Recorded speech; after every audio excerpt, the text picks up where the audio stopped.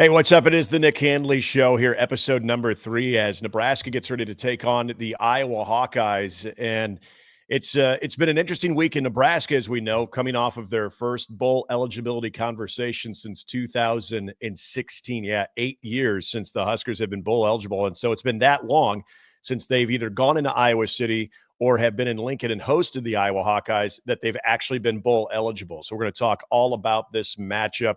Great you are with us. It is the Nick Handley Show and the HuskerMax folks. Appreciate them being a part of all of this as we welcome in, and I welcome in a guy that I've been talking to for, probably dang near a decade when it comes to the Iowa beat, and he's been with it for a very long time at the Des Moines Register, and that is Chad Leistikow.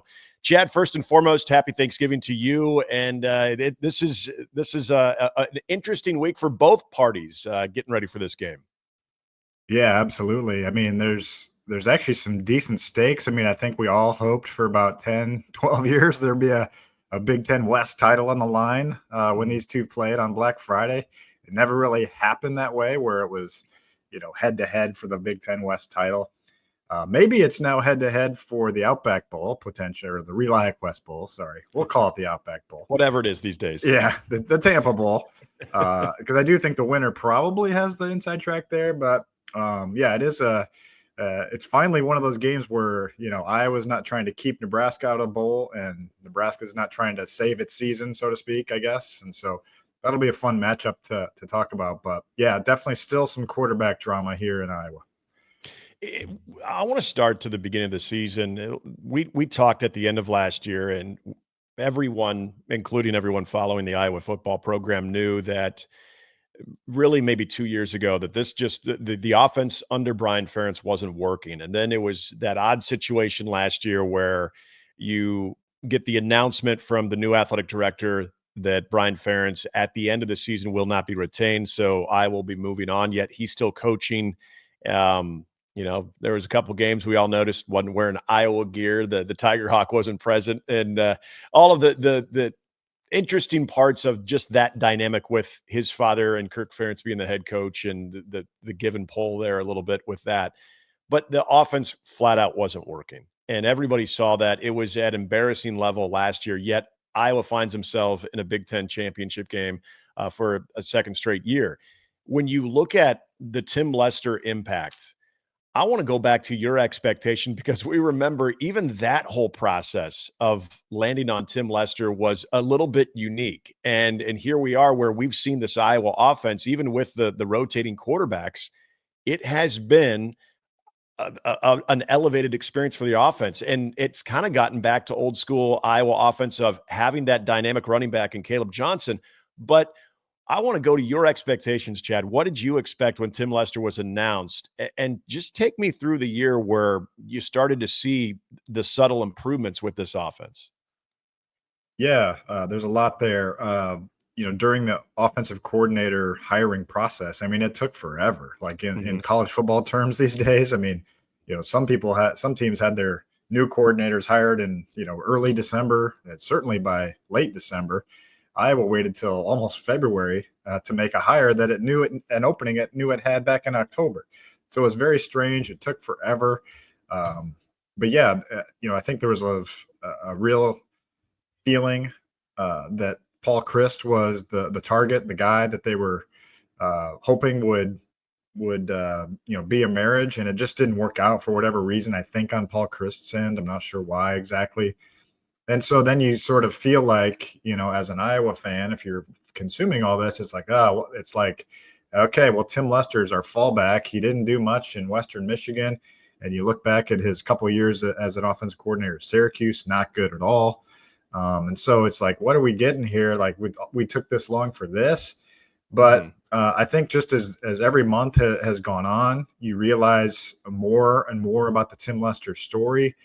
And I think the biggest takeaway is, he has really given this whole offense like just a positive energy. Like there was just so much negativity surrounding the Brian Ferentz offense for basically 2.5 years. Since they started 6-0 in 2021, it just went down, down, down, and just kept getting worse and worse. And they ended last year with back-to-back scoreless outings and didn't even attempt a field goal. I mean, that's how bad the offense was in those games.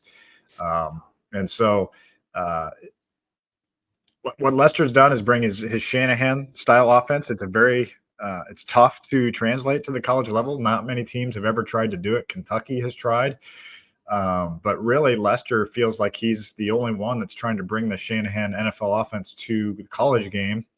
And, it's been a slow process, but he has said they wanted to build around whatever they were best at. And they've really done a good job at that. They've honed in on that 12 personnel, the running game. And, they lead the Big Ten in rushing. They have, the Big Ten's best running back. The offensive line really has come together. And so, despite once again having quarterback issues, be it injury, ineffectiveness, they're down to the guy that started fifth string that arrived in August. And he might be their best looking one. So, yeah, here they are again, at least, competing, and they're scoring 29 plus points per game. And they averaged 15 last year. And Cooper DeJean scored a lot of those points on defense. Right. So it's been a positive experience. Overall, a very positive experience in Tim Lester's reign. And now they're, I think they're just hoping that he kind of gets his guy at quarterback going forward, whoever that is. I know a lot of people have probably asked you this question too, because Caleb Johnson was on the roster a year ago. We know Iowa's always been known for the outside zone and that rushing attack and that philosophy.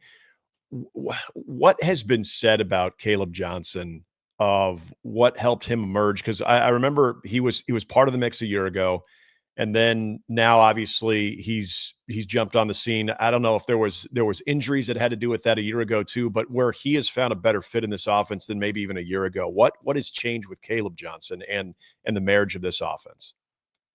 Yeah, last year was strange. You're right. With Caleb, he just kind of, I think everyone expected him to have a big year. He got the Powerade endorsement earlier in the year. And then he got injured in the second game of the season at Iowa State. One of those high ankles. I mean, that's just hard to come back from. If you suffer that in week 2, you're lucky to be better by week 8, probably. And he didn't even play against Northwestern last year. It was like a healthy scratch. He just kind of, I think, lost. I think he was just finding his way, maturity wise, health wise, and it was a broken offense anyway. I think there was a lot of discouragement, but he really has turned a corner. I think character wise, leadership wise, and just physically, he just looks like a different back. And I give a lot of credit to Liddell Betts for helping him along. Former NFL back, former Hawkeye back. He knows what it takes. He knows that it's hard to have a featured back, but he encouraged Caleb to run hard with a purpose. Like Caleb's, has always kind of glided and it's either -2 or a big run. But this year you saw in the Maryland game the other day, 35 carries, 164 yards, long of 13. I mean, he really grinded it out. He's running hard this year, and heck, he set an Iowa record for touchdowns in a season. So, how about that for an Iowa offense? Yeah, and that's been the thing is, if you were to put the numbers that Iowa has improved to from a total offense standpoint and for just a points per game standpoint, Chad, you would look at it and think, okay, new offensive coordinator, there must be some implementation of more of a passing game. This Iowa offense would obviously look a lot different than what we've seen in many years past. But we've also seen, if you go back to the days of, with even Stanley and some of the other quarterbacks that they've had, I think of a guy like LaShawn Daniels, some of the running backs that they've had, it always seemed like if there was that game-breaking type running back and they were able to execute what they want to do offensively, those numbers would look very similar. So this isn't an offense, Chad, in my opinion, and maybe you have different thoughts on this, that when I look at this Iowa offense, it seems very familiar because of what Caleb Johnson's been able to do, the utilization of even the tight end, but also big-time offensive line play. And that's where I want to go with this group is, have you seen that unit collectively take a major step forward? Or in your opinion, is it just, again, more of the scheme, the fit, maybe just a slight change in the offensive line splits, things like that? Well, I think you just got to give credit to a lot of it, all of it across the board. The offensive line really is playing well this year. Jennings Dunker at right tackle is probably playing the best of all the five. Now he's out well, I don't know if he's out this week, but he's not on the depth chart. We'll find out more from Mhm. Kirk Ferentz as we're speaking now. We haven't heard from Kirk. But Logan Jones, the center's played really well. Mason Richmond on Saturday will make his 51st straight start at left tackle. Not straight, but overall start, which is a school record. He revealed that he played through a broken leg last year. Like he literally had Mhm. a broken bone in his leg, same injury as Cooper DeJean. But he played through it last year all season, and his performance suffered, but they needed him. And they've just been healthier up front this year. So I think it's a combination of, Tim Lester's motions, the blocking of Luke Lachey and Addison Estrenga at tight end, creating extra gaps in the run game. I mean, their 12 personnel has been great. And Tim Lester gives a ton of credit to this run game, also to the blocking wide receivers, which is a very, boring thing to talk about. But Jacob Gill, Jarrett Bowie, and Reese Vanderzee, when he was healthy, those three guys especially, Dayton Howard, I would throw him in the mix, really blocked their butts off and have Mhm. been. And they've made opponents pay for those heavy boxes, because if Caleb gets through, if you're stacking the box and he does get through, there's not, that's why he's getting those big runs. There's not much left to Yeah. save him if those receivers are doing their job, blocking the corners or safeties. So it's really been kind of a marriage of it all. But if you had to pick one thing, I would say you have to give credit, I think, to Caleb Johnson, because Yeah. as much as the running back position has been devalued in the NFL in some ways, I mean, just look at like Saquon Barkley or Christian Yeah. McCaffrey. When you've got an elite guy back there, your offense can do a lot of things. And so I think Caleb is fully deserving of, probably first team All Big Ten for sure, maybe first team All America. I'll be interested to see how he performs this Friday against a pretty good Huskers rush defense. Yeah, and I want to get to that here in a moment too. I had to go random Iowa running back with LaShawn Daniels. I'll even throw in, is there a little Akram Wadley? Because I remember Wadley also had. Now I know that size wise they're not even comparable, but I remember Wadley was on the depth chart. He would be rotated in, and then he had sort of that breakout year. I remember the game that they lost in dramatic fashion to Penn State in Iowa City, but I always felt like that was an Akram Wadley. You'd watch him and you're just like, okay, now he looks more like a playmaker than he did the previous year. It almost seems like there's a little bit of that with Caleb Johnson, where okay, he was around, they expected big things, but man, this year has been his breakout year. Yeah, I mean, Wadley was certainly smaller, but had that game-breaking type speed. Yeah. So Johnson really is a physical runner. So he's almost unlike anybody they've had. Even Sean Green was a physical. He won the Doak Walker in Mhm. 08. Yeah. Physical runner, but Caleb's got more speed and really just looks like a smoother running back. So I mean, I think he's probably, this season alone is probably to me, the got to be, I think, the best running back we've seen in Iowa history. And I would throw Tavian Wow. Banks in there too. Yeah. Just because of, what Caleb has done in all levels, between getting the tough yards, getting the breakaway yards. And he is absolutely, an NFL prospect. I would be shocked if he comes back.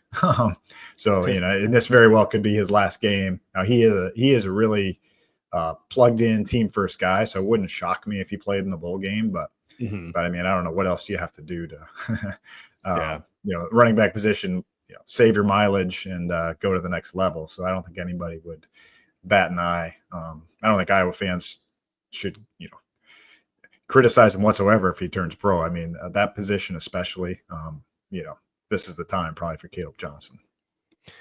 Quarterback position has obviously been a merry-go-round. Some of it with injury. I guess a lot of it with injury. Performance hasn't always been there with Cade McNamara. It's then a lot of us remember watching Big Ten football, especially us old Big Ten West fans watched a lot of Northwestern. Remember Brent Sullivan? We saw him get the nod after Cade McNamara is injured, and then all of a sudden Sullivan gets injured, and then you get a chance to see Jackson Stratton, and all of a sudden here's the big question going into Friday for Nebraska and Iowa is what quarterback you see. Do you see whoever starts the game, is that the guy who's going to finish the game as well? So there's been a lot that not only Tim Lester has done to try to upgrade this offense and get more production out of it, but also handling a quarterback situation that's been a little bit beyond his control. Yet again, we know if you can just manage the game, if you can just take care of the football, you're going to be served well in this offense. So right now, just overall quarterback play, but also as it heads into Friday, where is Iowa at? Well, like I said, as we're talking now, we haven't heard from Kirk Ferentz, but from my understanding, Jackson Stratton, the walk-on transfer, is the starter this week. He's been taking the 1 reps. He's the healthiest guy they have. He looked pretty good against Maryland. I mean, they didn't ask him to do a ton, but the team really rallied around Jackson in a time of need where they needed somebody. And, I thought he performed pretty well. And so they're going to, as far as I understand, they're going to keep him going out there. And I would be surprised if he got pulled for any reason, unless he's just extremely ineffective. But I think there is a remote possibility that you could see Brendan Sullivan back this week. It's been 3 weeks since that pretty significant ankle injury he suffered at UCLA, but they got the bye week. He sat out last week. He did make the trip to Maryland, so that's a good sign. I saw him over there. He had a smile on his face. He's pretty engaged. He's pretty engaged too, and so I don't know how mobile he would be, but they're in a much better position quarterback wise this week if Brendan even suits up and is available, because their backup last week was Marco Linez, who was out for the season with thumb surgery, but just basically rushed back to be a guy that could take shotgun snaps. He has a hard cast on his left hand. That's his non-throwing hand, but a one-handed quarterback is not ideal. He can't take snaps under center, and he really can't hand off, right to left. It has to be a handoff with the right hand going, so it would have been a disastrous situation. Their other quarterback was a defensive back, a true freshman defensive back. So they're in a better spot if Jackson Stratton were to get hurt this week, is my understanding. I mean, they did have an offensive lineman in Deacon Hill playing quarterback a year ago. So yeah, that's fair. And Cooper DeJean got hurt playing offense in practice. So they were trying everything last year, sort of. It's been weird. It's been weird in the last. I mean, you following this team, you got to do it every week. But between the OC and just the quarterback situation and that offense, I mean, wow. It's almost like if you could imagine a new scenario that would impact the quarterback position in any shape or form, that Iowa's experienced that in the last few years. Oh yeah. Yeah. I mean, that's the thing about going into next year. You're like, you got to figure this out in some way. You can't get down to your last resort at quarterback. They've done it now 2 years in a row. You just can't get to that point. I know it's hard in today's day and age, wherever a quarterback wants to play, but I do think, getting back to the Lester thing real quick, like they actually have a quarterbacks coach now. Like, Brian admittedly did not know how to coach quarterbacks. I mean, he was the quarterbacks coach his last couple of years, but he did not, that was not his thing. I mean, he's an offensive line coach. And so, I do think Lester has a really good chance to develop these guys. I think Stratton could be a great development story for Tim Lester. He'll be a junior next year, so he'll have 2 years. I think if Sullivan stays, which I would expect, I mean, I don't know why he wouldn't. He's got 1 year left. I think between those two guys, at least you got a starting point, but they still got to bring someone else in, because otherwise they've just got true freshmen.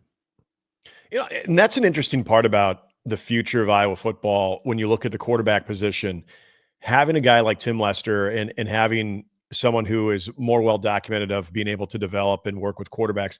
If you were to look at a few years down the road, because you mentioned Jackson Stratton and even Brendan Sullivan, if those guys are here for the immediate future, but even in that time that, and who knows how much longer Kirk Ferentz is going to be the head coach at Iowa, but going forward, where Kirk Ferentz has shown that, hey, he's not afraid to go into the transfer portal and get a quarterback if they feel like they need that. Do you look at the Iowa situation now offensively with Tim Lester a lot more attractive if you are, say, a transfer quarterback that's looking to be more than a game manager to come over to Iowa because of what they now have at OC? Yeah, I mean, it might take another year of convincing. I'm not sure, but Tim Lester is a really his personality really does shine, I guess you could say, like in a small setting. He's very likable, very positive energy. And I think you have to, I mean, I would think you'd have to, if you look closely at this Iowa offense, you can see he knows what he's doing in the running game. And I mean, heck, in the passing game, in the red zone. I mean, he's really come up with creative ways to solve problems this year with personnel shortages at receiver and quarterback. And so, I think if they could get a stud wide receiver, I don't know, that's easier said than done. Sure. Yeah. But if he could convince even just one or two wide receivers with some skill to come in here and beef up this room a little bit, I think that would help too a ton, because they really are. They basically have blocking wide receivers out there. Jacob Gill had one catch for Northwestern last year, and he's Iowa's star receiver this year. So, that's kind of where they're at with the receivers. Chad, before we get into the matchup, I do want to talk about the defense, because as we've seen the Iowa offense elevate, we continue to see a Phil Parker defense continue to be the identity of this team and this program. And like every defense, I feel like in college football in 2024, everybody's had their games where maybe they've gotten gashed a few times depending on opponents. And I don't know if the days of the dominant holding teams to single digits is even attainable anymore based on what offenses are doing. But I mean, this is still a star-studded defense. I mean, going into the season, we all knew Jay Higgins was going to be one hell of a player. I mean, Iowa's always got the defensive backs to show for it. Linebacking core, have always had guys up front too. And even last week, watched a little bit of that Maryland game too, and TJ Hall, who had a great game as well. When you look at just the overall place this defense is compared to years past, where they had to carry this program, we mentioned that the two Big Ten championship appearances, it was because of the defense getting that team to the Big Ten championship. So when you look at this group with a little bit of that burden lifted, at least compared from a year ago to what the offense is doing, how have they responded in your opinion? Sorry, I was on mute there. The defense, if you had told any Iowa fan, we'll give you an offense that can average 29.5 points per game, rank 55th in the country, you would think they would be playoff bound this year. But the defense has taken a step back. And I think that's where just the Iowa games have been different for the most part this year. They have given up big plays in the secondary, and it's everybody's done it, from Jamari Harris, who it doesn't sound like is going to play again this year, to Xavier Wampa, to Sebastian Castro, that made a big error against Iowa State that cost him that game at the very end.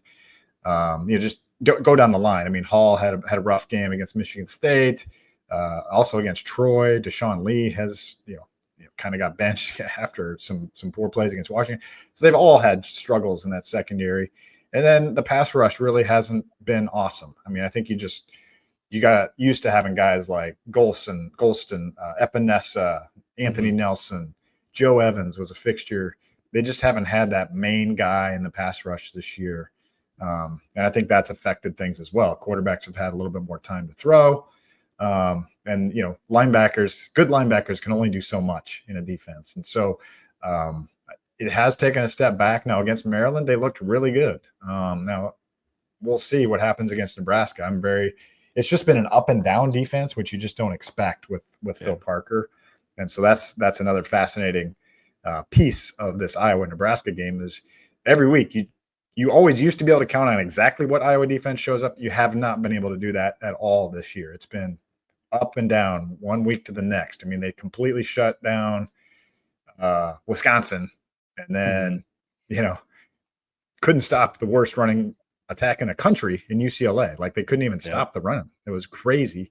And that's just kind of how it's been all year for Iowa. And then they held Maryland, who's averaging, 300 and some passing yards a game, to 227 total yards the other day. So it's all over the map, man.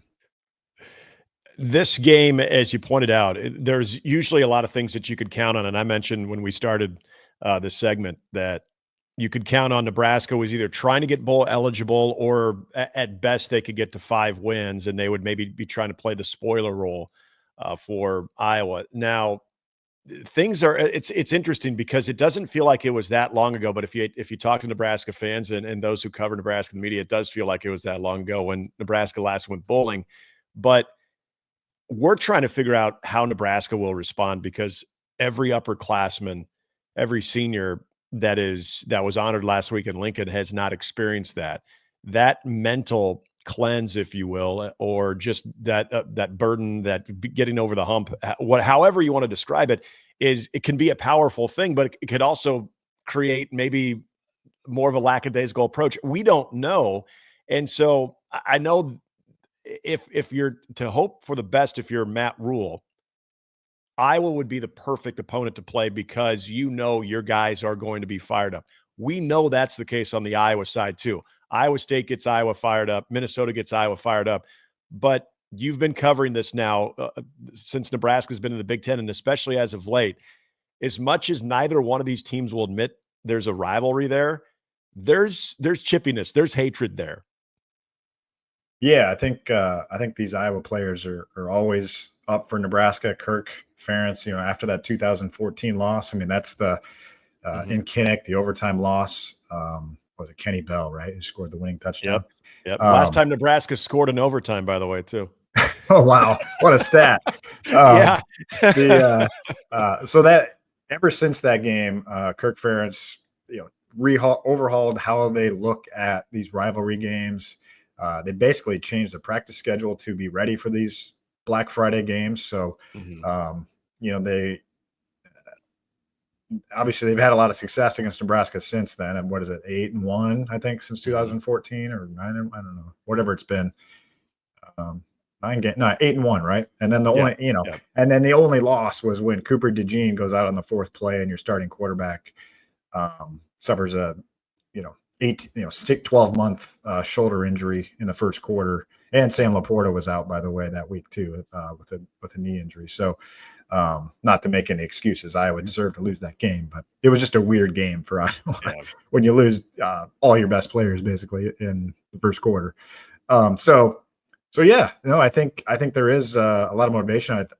We'll see though, like what that means. I mean, it's just a weird time because Jamari Harris, is basically opting out. I mean, it hasn't come out exactly like that, but he's basically, with 2 games left in the season, decided, he wasn't going to play through his injury anymore. So, he won't be there this week, barring some kind of shocking development.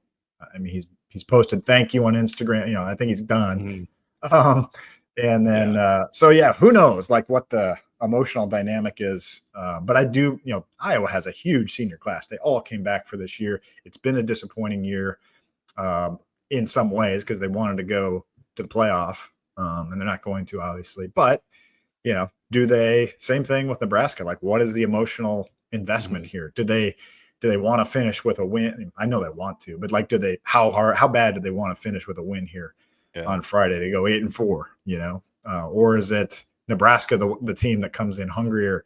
Hey, we're going to beat Iowa this year. We're going to be 7-5. We're going to go into the postseason with momentum. We're going to make Iowa, feel that pain like they did in 2014 at 7-5. Take that win in Kinnick, and then of course Iowa lost that bowl game that year, and that was we wondered how long Kirk Ferentz would last, and here he is, going into age 70 here in August, and kind of going strong still, honestly. So it's always a fun dynamic. I'm very eager to see what happens on Friday for sure. Most intriguing matchup in this game for you will be what? I know Nebraska's. I guess let's just go with the run defense for Nebraska against Iowa's. Caleb Johnson, et cetera. I mean, teams are loading the box. Nebraska's going to know they got to stop the run because Iowa just is not a team that can throw it to win. So yeah, can they? Most teams have tried to stop the run. A few have succeeded. Honestly, UCLA and Michigan State were probably the 2 best, which is again strange. So we'll see what happens. But yeah, that's that 3-3-5D of Nebraska. Iowa ran the ball really well against Iowa State's 3-3-5. They just blew that game in the second half with the offense, or with McNamara basically. And so yeah, to me, it's just if Iowa can run the ball, it's going to be really tough to beat them. And I don't know how much run it's gotten in your circles with this game in particular. The Dana Holgerson addition to the offensive staff for Nebraska and trying to put the young quarterback in Dylan Raiola in positions to get the ball out fast, to be able to process things at a much more basic level, taking stuff off the playbook. When you think of that part, then maybe a little bit of that chess game between Phil Parker and Dana Holgerson too, because I agree with you. I think it's without question what Nebraska defensively does the best and what Iowa offensively does the best has got to be number one, first and foremost, the matchup. But is a really great side story, a little bit of that chess game between Holgerson and Phil Parker. Yeah, and I think another aspect of that too, Nick, is Phil Parker against young quarterbacks. He's really been good about making life tough on young quarterbacks. It's hard. I don't remember many young quarterbacks that came into Kinnick and had a good game, but I do remember one in 2018. Adrian Martinez had a really good game over here, and of course Nebraska lost that game by 3 on a last-second field goal, but that was a good game by him. So, and that was a tough one for the Hawks. I mean, that was Hawkinson's senior year. Yep. Hawkinson made a big play over the middle to set him up for the field goal on 4th and 8, which was jarring that Iowa went for that. But anyway, but usually, these young quarterbacks have a tough time against Phil Parker. But again, we don't know what kind of defense is going to show up on Friday for the Hawks. So that's where I'll leave that. Chad, as I say goodbye, 2 quick things here. First of all, if you want to give a score prediction, go ahead. But can we at least say this game comes down to a possession? Because I feel like that's another tradition that Iowa and Nebraska as of late. True. It's always coming down to one final drive. Do we get to that point Friday? Yeah, I haven't made as we record this early Tuesday, I need to kind of learn a little bit more. So I don't have a final score yet, but I saw the spreads like 5.5.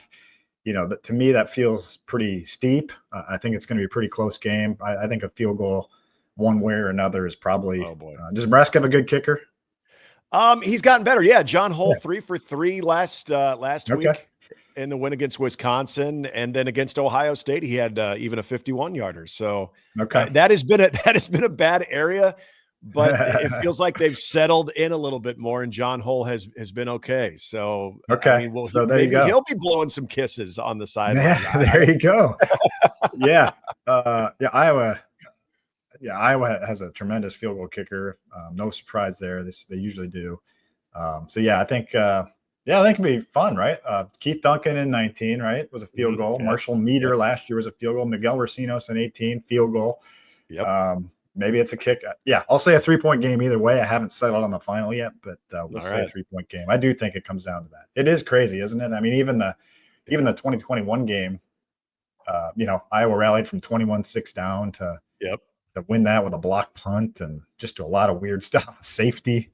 The Logan Smothers game for Nebraska. It was all going well. And you mentioned it was all going well until that block punt. And people forget, even after that block punt, scoop, and score, Nebraska was still winning, but they might as well have been losing because that changed it all. And boy, we've seen some stuff in this game. And then real quickly, speaking of special teams, the team that I know that draws you and I together, and also fellow Nebraska beat writer Sam McEwen and Iowa beat writer Scott Docterman. Hey, I know it has not been a good year for our Chicago Bears, but can we at least say, hey, Tory Taylor? Good rookies, and I like what Caleb Williams has done. So, yeah, Tory Taylor's had a strong year, and, it's hard to watch right now, the Bears. They just got to get rid of – they've got to get rid of Eberflus. They honestly need new ownership. I mean, there's just so many problems right now. But, the best thing that can happen was basically – I hate to say it, I always want to beat the Vikings and Packers for sure. So it hurt to lose that game the other day. But the best thing that can happen is Caleb Williams looks good and Eberflus looks bad, and that's exactly what happened to me. Yep, you're 100%. Chad, as always, I appreciate our conversation. Hopefully we can do this again. Have a very good Thanksgiving to you and your family. Enjoy the game on Friday, man. All right, thanks, Nick. It was fun to talk to you again. Absolutely. That is going to do it for episode number 3 as we talk about what to watch for with Iowa. The big game, again, Black Friday, 6:30 Kinnick Stadium. And that will be a fun one between Nebraska and Iowa. Both teams obviously bowl eligible. We can say that for Nebraska. That's the first in a very long time. And I'll be coming back with post-game reaction on that one as well. Appreciate you tuning in to the Nick Handley Show, episode number 3. We'll have the post-reaction and so much more. Thank you so much for listening. It is the Nick Handley Show.